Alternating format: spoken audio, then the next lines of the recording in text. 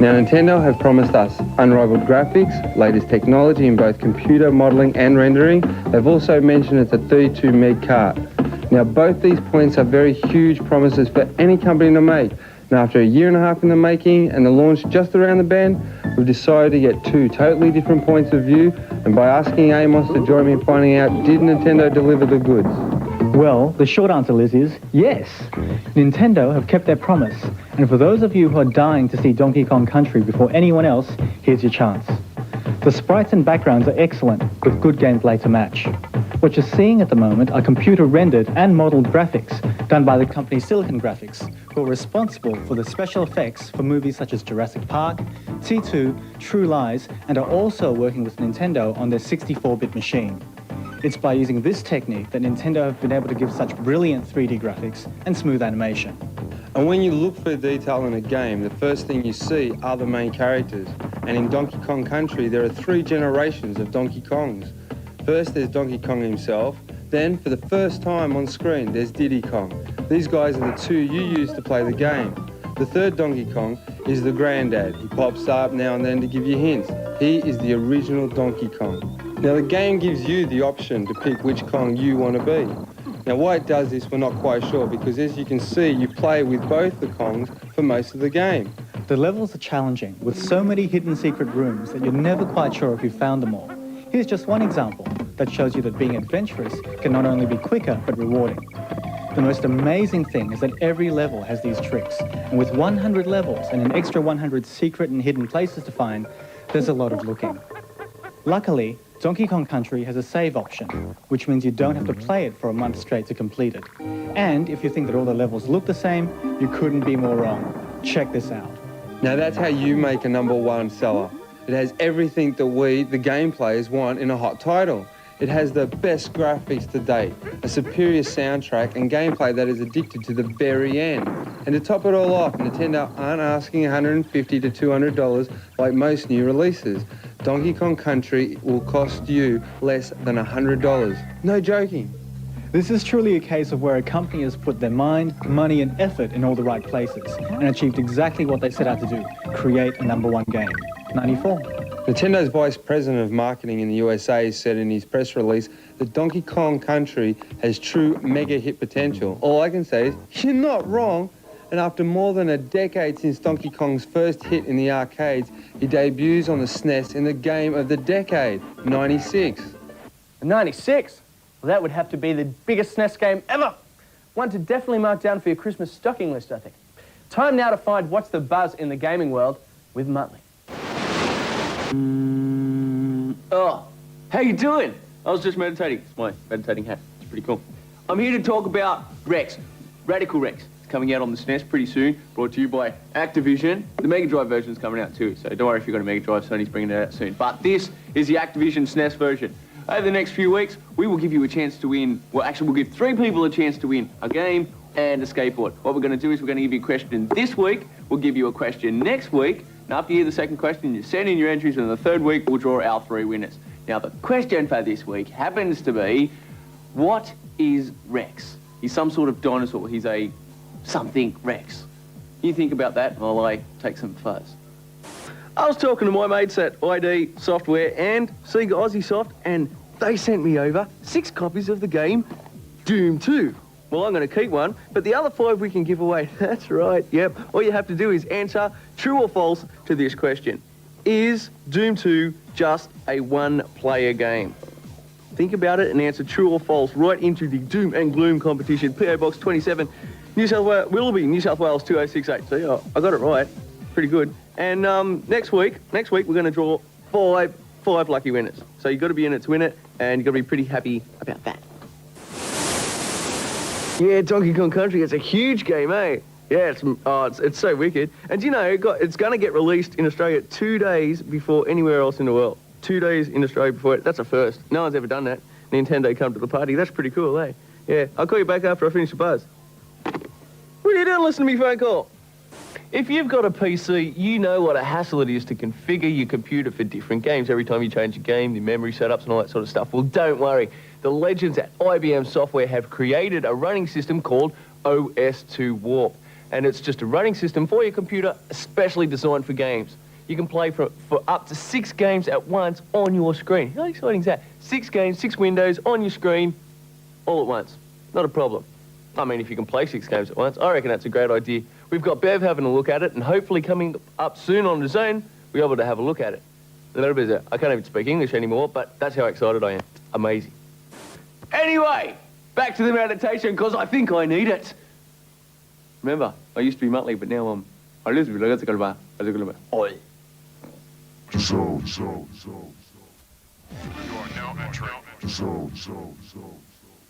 It's the Bepster with some groovy grindage. In the game Jungle Book, it's no use running around willy-nilly, doing whatever you like in the game and boofing anybody that comes along. The key to solving the game is finding the compass. It shows you the location of the gems, and by following it, you can't really go wrong. Even if a gem is hidden, you should be able to find it by watching the compass needle and where it is pointing. And if you find the compass at the start of each level, there shouldn't be a problem in finishing the game. Spider-Man is a huge superhero. Unfortunately, though, his previous gaming experiences have been anything but legendary. This new game on the Mega Drive promises to be different, though. Let's hope it is. It's called Maximum Carnage. Once again, Spider-Man is in a game, and this one is way cool. It's set in a real comic book atmosphere, from the animated introduction to the graphic design and overall look of all the characters. The ever-happening Spider-Man is the main character with plenty of mean moves at his disposal, and Dodgy Boy Venom also tags along. The idea of this game is to superhero your way through endless numbers of street punks and bad guys until you finally get to take on the evil Maximum Carnage. It sounds like your average everyday beat-em-up, but it's much cooler than that. Now this is cool, not only because of the gameplay, but because the storyline actually unfolds in front of you as you play the game, which means you don't have to watch ages and ages of footage and animation to find out what the whole thing is about. Maximum Carnage takes you through a new realm of comic book fantasies, through a good storyline and even better gameplay. 86. The sprites are large and well animated, the controls are exactly that, controls, and the levels are varied from testing your fighting skills to testing your agility skills. All round, it's a great game. 85. Keeping your dad happy gives you a better chance of getting exactly the games you want this Christmas. To help you do that, here's a list of games that mightn't be your faves, but will make Dad a very happy gamehead. What a good-looking fellow. Now, anyway, the purpose of this whole exercise is that you buy your dad some games, or even one game, and because of that, he plays that game, he enjoys it, he might buy you some. Now, dads will normally work in 3 groups. They like the sports games, the strategic games, and the role-playing games. So I'm going to give you a few games from each system for each of those groups. First up, sports, we have golf. All dads like golf, and with these games, some of them might even be good at it. On the PC, we're talking games like PGA 486, or of course there's Lynx 386 and all those really cool games. On the Mega Drive, we've got stuff like European Tour and those sort of games. They're all really cool. Or if you've got a SNES, Pebble Beach Golf, #1. They'll really love it. Or, again on the sports scene, with summer coming up, something like Alan Borders Cricket. Alan Borders Cricket. He'll love it. Now, we know it's not the best game in the world, but then again, your dad's probably not the best gamer in the world. Next up, strategy. Now, these games let your dad be in charge even when your mum is around. He'll love these. They make him think. Games like Outpost on the PC, Settlers on the PC, SimCity 2000, or if you've got a Mega Drive, Dune or Dune 2, The Battle for Arrakis, they're always really cool. And Powermonger on the SNES, a good beefy power title. They'll always work a million. Last but not least, we've got role-playing games. I haven't got any with me at the moment, but games on the PC like Police Quest and all those King's Quest, all those Quest-type games are always good, and Leisure Suit Larry. If you're talking the Mega Drive, you're talking games like Landstalker and stuff like that. So just investigate the role-playing game titles and get into it. And of course, one biggie if your dad's got a PC is Doom 2. Well, that about wraps it up. We'll be back in a couple of weeks in case those games don't work to give you some more that you can bribe your dad with, or even some games for mum, because we all know mums make all the decisions around the house. Anyway, that's all for this week. I'll see you in a couple of weeks. Well, I'll probably see you real soon, but I mean, I'll see you in regards to these games in a couple of weeks. Sure, if you're not confused by that, I don't know who is. We'll keep you updated with the games that we reckon will suit your folks. But right now, here's one that's made for you. Bev and Mutt previewed it last week. It's on the SNES, and its hero is the one and only His Royal Highness, Michael Air Jordan.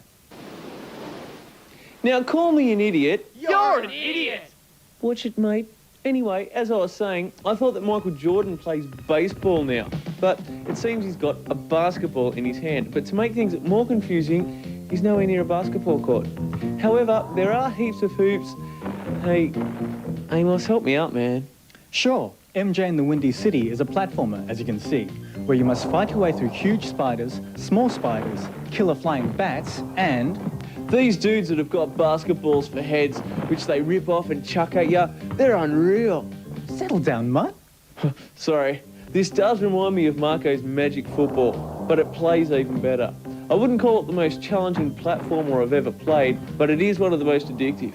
If you get this one, you won't put it down. It scrolls well, the graphics are cool, and the gameplay speaks for itself. 88. Hey, this even smells good. 86. Bev's cool. Well, not really, but he's got great tips.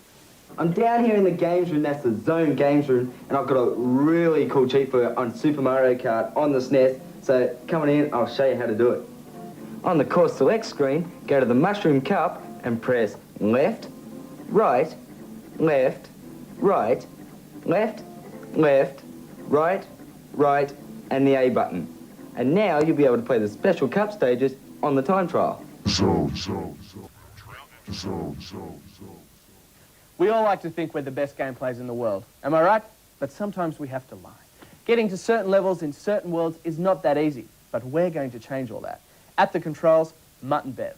I'm down here in the games room, and as Adam said, gaming isn't all that easy. But it's only not that easy if you don't have a game plan to stick to. If you rush in and you just do whatever you like in the game without thinking it through. Now, hopefully, Muttlee and myself here will be able to show a few strategies that'll get you through this game, Zombie Ate My Neighbours.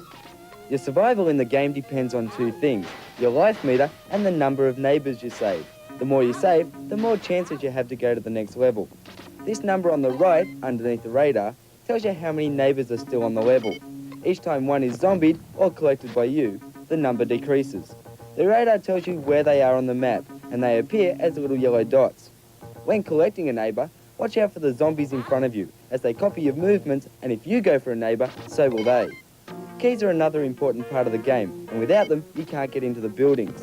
Once you've collected all the neighbours and you're feeling a little lucky, search the area for all the bonus weapons, life, potions, and other extras that are floating around. Well, there you have it, a fairly easy strategy for Zombies Ate My Neighbours. Now, next week, we're going to bring you another one. But remember, when you're playing games, stick to your game plan. That's the most important thing, and you should have no problems.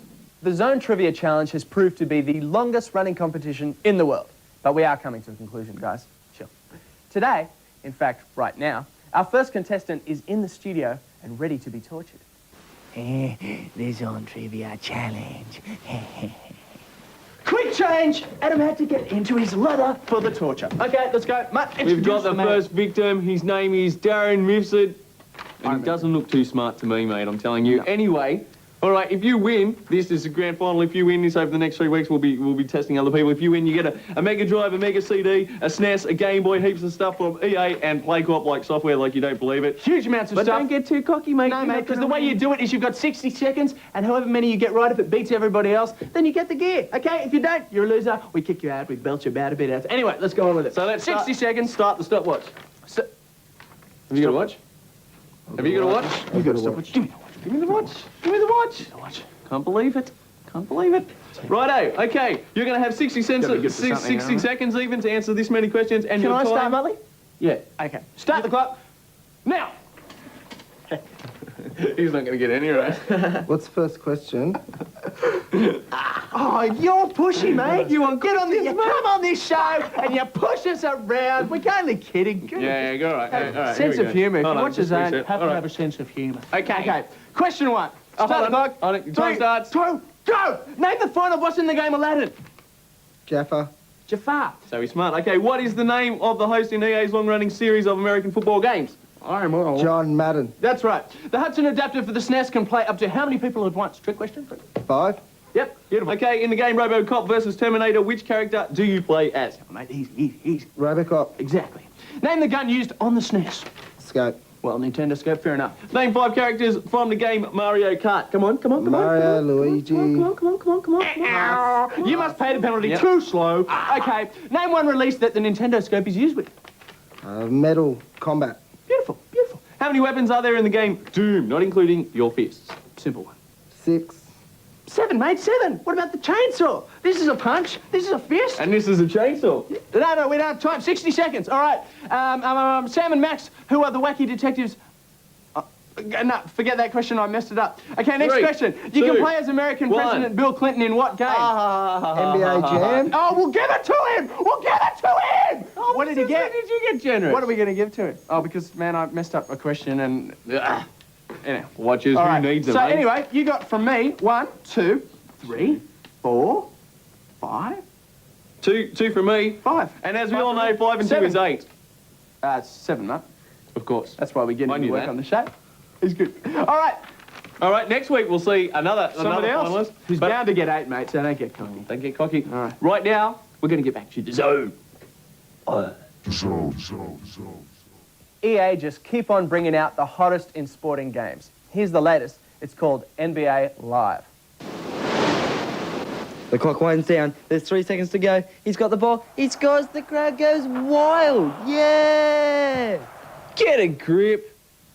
Sorry, but like this is what I call a real basketball sim. The traditional game of 5-on-5, whole court, NBA style basketball. It's got all the NBA teams in its lineup, as well as the current NBA players. As you can see, you view the game from a sort of commentary box position, which is kind of weird at first, but once you get used to it, it's unnoticeable. But one of the best things I found about this game was the controls. Once again, they take a bit of time to get used to, but once mastered, you can pull off plays like alley-oops, lob dunks, 360 dunks, pick and rolls, give and goes, over and unders, up and chunders, mother and fathers, corned beef sandwiches. The graphics are great, with each player made very distinguishable, not only in looks, but also with t-shirt numbers. The animation is smooth, with no confusion with who's got the ball or which player you are. The gameplay is awesome, so I give it a 93. Cranking the clack, smashing the boards, jamming the hoop. Oh, 90.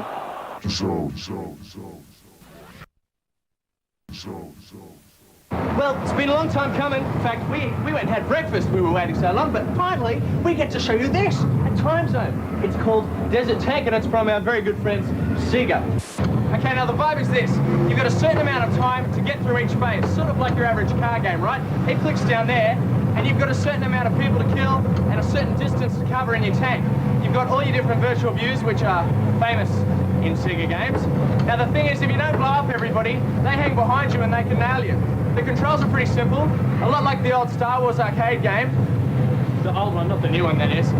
You've got up, down, you're aiming like this, okay? Now, on your outside view, you can't actually see where you're hitting, so you come down here, and you've got your little cursor, or inside the tank, even better, okay? You've got your machine gun on your trigger fingers, which runs out very quickly. If you'll see, if I hold it down, it heats up real easy. You've got an accelerator, just like a car, and you can move it forward and reverse. If you want to go nail somebody behind that you missed, like all these dudes, you're in reverse.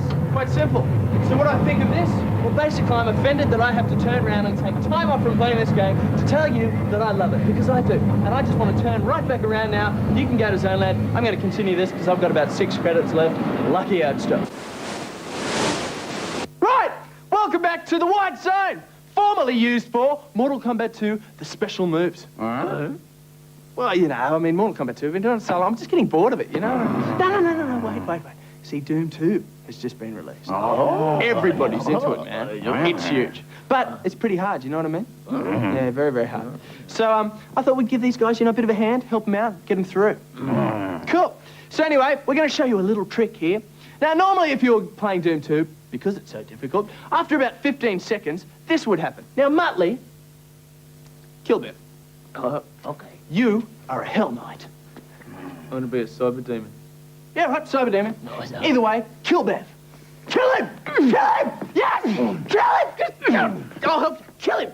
Just... Oh, yes. Now, normally in a game of Doom 2, that's what would happen. A few seconds, you're running around and shooting a couple of things, you're dead! It's all over. But... Bev? Oh. Come back. Bev, get up! We're only playing, mate. All right. Now, normally in a game of Doom, you die. But in this mode, you put in IDDQD, not on a nightmare level. Nightmare level, death happens, okay? But on any other level, put in IDDQD. This is what happens. Okay, Cyber Demon Muttlee, kill Bev! Kill him! Kill him, put that in. Smash him in the face. Smash him, break his nose. Break... Mate, you're not doing it hard enough. Harder! See what I mean? It's not gonna happen. Because he's now invincible. Man of Steel. Well, come on. Not even a super. That garlic I had last night, man. Unreal. That cooking's nothing. Wonder if the cleaner's coming. Well, that's it for our first show in our brand new time slot. Hope you enjoyed it. Next week, we continue our Christmas countdown with international rugby, Rise of the Robots, Shark Fu, and Nigel Mansell's IndyCar 2. Remember, 8 a.m. from now on, guys. We look forward to seeing you then. Bye now. Thank